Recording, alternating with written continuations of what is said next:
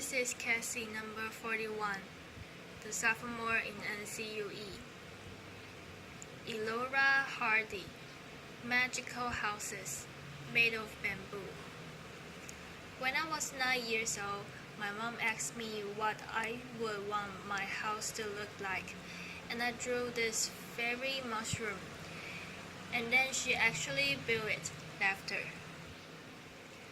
I don't think I realized this was so unusual at the time, and maybe I still haven't, because I'm still designing houses. This is a 6-story bespoke home on the island of Bali. It's built almost entirely from bamboo. The living room overlooks the valley from the fourth floor. You enter the house by a bridge. It can get hot in the tropics, so we make big curtains roofs to catch the breezes. But some rooms have tall windows to keep the air conditioning in and the bugs out. This room we left open. We made an air-conditioned tented bed, and one client wanted a TV room in the corner of her living room. Boxing of an area with tall walls just didn't feel right. So instead, we made this giant woven part. Now, we do have all the necessary luxuries, like bathrooms. This one is a basket in the corner of the living room, and I've got to tell you, some people actually hesitate to use it. We have not quite figured out our acoustic insulation, laughter.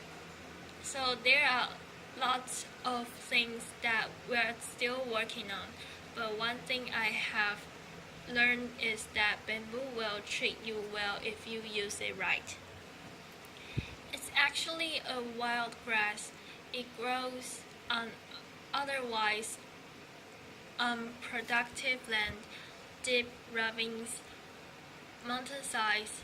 It lives off rainwater, spring water, sunlight, and of the 1,450 species of bamboo that grow across the world. We use just 7 of them. That's my dad. He's the one who got me building with bamboo, and he's standing in a clump of Dendrocalamus asper Niger that he planted just 7 years ago. Each year, it sends up a new generation of shoots. That shoot, we watched it grow a meter in 3 days just last week. So we're talking about sustainable timber in 3 years. Now we harvest from hundreds of family-owned clumps. Beton, as we call it, it's really long, up to 18 meters of usable length. Try getting that trunk down the mountain, and it's strong. It has the tensile strength of steel, the compressive strength of concrete.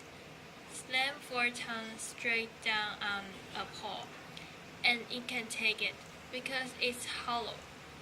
It's lightweight, light enough to be lifted by just a few men, or apparently one woman. Laughter, applause. And when my father built Green School in Bali, he chose bamboo for all of the buildings on campus because he saw it as a promise. It's a promise to the kids. It's one sustainable material that they will not run out of. And when I first saw these structures under construction about 6 years ago, I just thought, this makes perfect sense. It is growing all around us. It's strong. It's elegant. It's earthquake resistant. Why hasn't this happened sooner? And what can we do with it next? So, along with some of the original builders of Green School, I found Ibuku. Ibu means mother, and Ku means mine. So it represents my Mother Earth. And at Ibuku, we are a team of artisans, architects, and designers. And what we're doing together is creating a new way of building. Over the past 5 years together, we have built over 50 unique structures, most of them in Bali. 9 of them are at Greenberry Village. You've just seen inside some of these homes, and we filled them with bespoke furniture. We surround them with veggie gardens. We would love to invite you all to come visit someday. And while you are there, you can also see Green School. We keep building classrooms there each year, as well as an updated fairy mushroom house. We are also working on the little house for export. This is a traditional souvenirs home that we replicated right down to the details and textiles. A restaurant with an open-air kitchen. It looks a lot like a kitchen, right? And a bridge that spans 22 meters across a river. Now, what we're doing, it's not entirely new. From little huts to elaborate bridges like this one in Java. Bamboo has been in use across the tropical regions of the world for literally tens of thousands of years. There are islands and even continents that were first reached by bamboo raft. But until recently, it was almost impossible to reliably protect bamboo from insects. And so, just about everything that was ever built out of bamboo is gone. Unprotected bamboo withers. Untreated bamboo gets eaten to dust. And so that's why most people, especially in Asia, think that you couldn't be poor enough or rural enough to actually want to live in a bamboo house. And so we thought, what will it take to change their minds? To convince people that bamboo is worth building with, much less worth aspiring to. First, we needed safe treatment solutions. Borax is a nature salt. It turns bamboo into a viable building material. Treat it properly, design it carefully, and the bamboo structure can last a lifetime. Second, build something extraordinary out of it. Inspire people.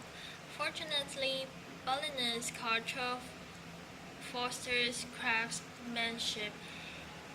It values the artisan.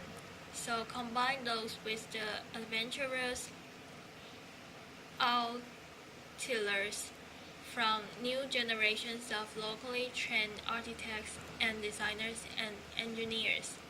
And always remember that you are designing for curving, tapering, hollow poles.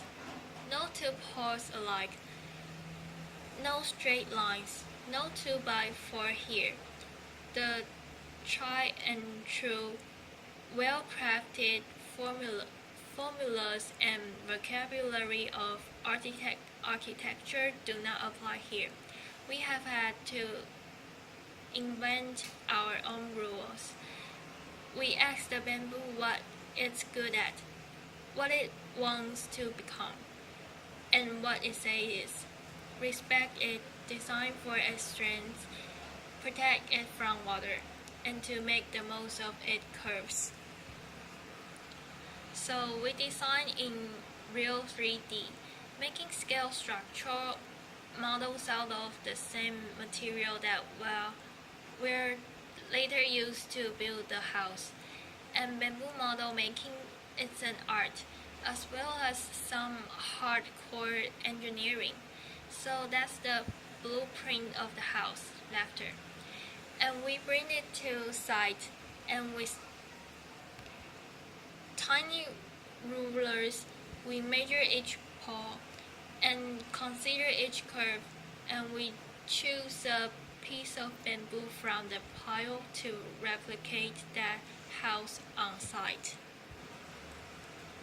When it comes down to the details, we consider everything.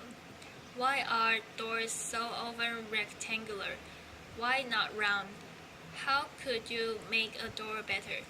Well, its hinges battle with gravity, and gravity will always win in the end. So why not have it pivot on the center where it can stay balanced? And while you're at it, why not doors shaped like teardrops? To reap the selective benefits and work within the constraints of this material, we have really had to push ourselves, and within that constraint, we have found space for something new. It's a challenge.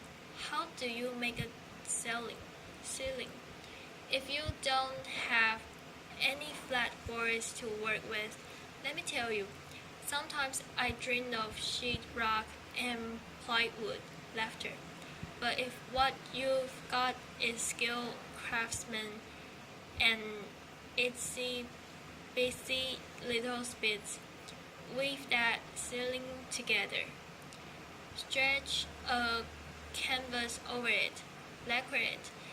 How do you design durable kitchen countertops that do justice to this curving structure you've just built? Slice out a bundle like a loaf of bread.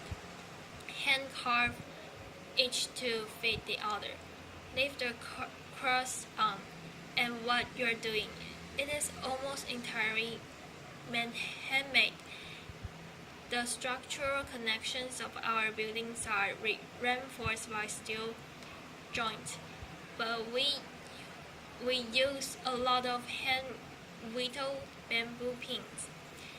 There are thousands of pins in each floor. This floor is made of glossy and durable bamboo skin. You can feel the texture under bare feet. And the floor that you walk on, can it affect the way that you walk? Can it change the footprint that you'll ultimately leave on the world? I remember being 9 years old and feeling wonder and possibility and a little bit of idealism, and we've got a really long way to go. There's a lot left to learn, but one thing I know is that with creativity and commitment, you can create beauty and comfort and safety and even luxury out of a material that will grow back. Thank you. Applause.